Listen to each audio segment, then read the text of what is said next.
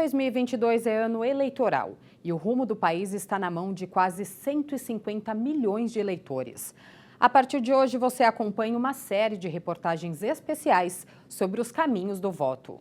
No primeiro episódio, as mudanças e avanços históricos do processo eleitoral brasileiro.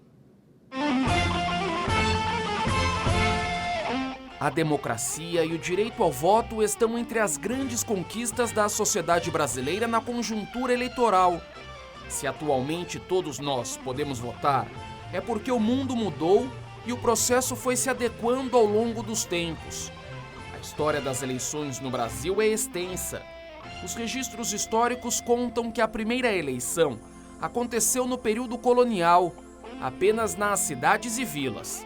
As regras que vinham direto de Portugal e o pleito eram dirigidos apenas às câmaras locais. Para outras funções na colônia não havia eleições, eram nomeações, mas para os municípios foi dada a permissão para que houvesse eleições e aí a população local, aqueles que eram os chamados homens bons, eles escolhiam eleitores e esses eleitores definiam quem seriam os vereadores, o juiz ordinário, que era um tipo de presidente da Câmara na época, o procurador. De lá para cá, o funcionamento das eleições passou por profundas alterações. O voto, por exemplo, não era aberto a toda a parcela da população. Em determinado momento, votavam apenas eleitores com capacidade econômica, o chamado voto censitário. O filtro também já englobou apenas quem sabia ler e escrever, o censo literário. Durante o período monárquico, as eleições eram indiretas, ou seja, os eleitos eram indicados pelas cortes até a Lei Saraiva de 1881 estabelecer eleições diretas. A proclamação da República tornou o Brasil numa república presidencialista e o sistema eleitoral funcionou de diferentes maneiras.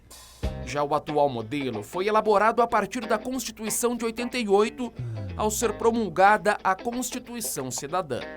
A partir do Código Eleitoral de 1932 e da própria criação da Justiça Eleitoral, as regras ficaram muito mais abertas, democráticas, para estender o voto. Não há dúvida que a questão do voto do analfabeto, a partir de 1985, se tornou relevante, quando ele finalmente foi consagrado por uma emenda constitucional da época, já para as eleições municipais daquele ano.